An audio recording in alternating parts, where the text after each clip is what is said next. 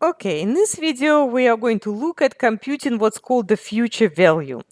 Now, something that you have to understand is that future value is basically the same thing if you're getting a loan as the repayment amount.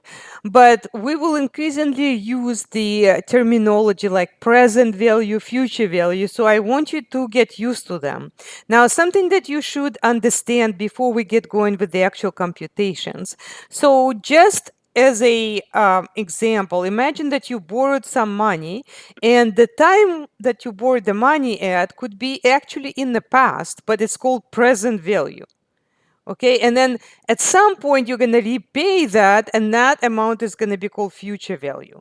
So the present doesn't have to happen in the present, it's just that the present value should always precede future value.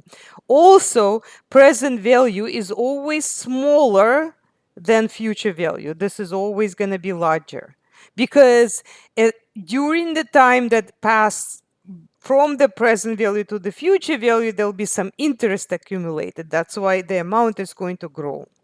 Okay, now what do? We do the same thing as before. So first we take the interest rate and divide it by 100 to convert it to a decimal.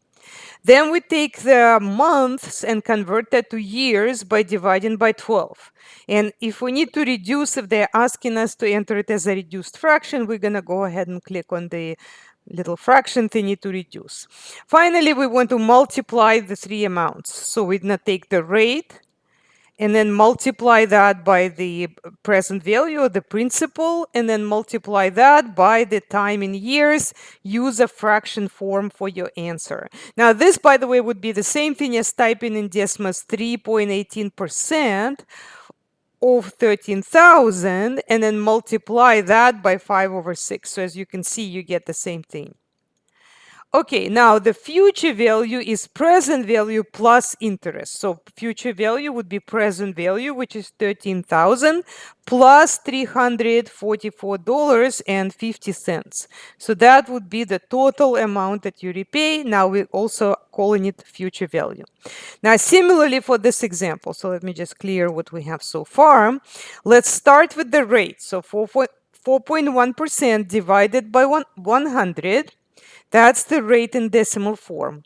The days here, 165 days, is going to have to be converted to a year by dividing by 360. So we're using this banker's rule, and we are assuming an approximation that there are 360 days in a year. Now let's reduce that just in case if they need us to.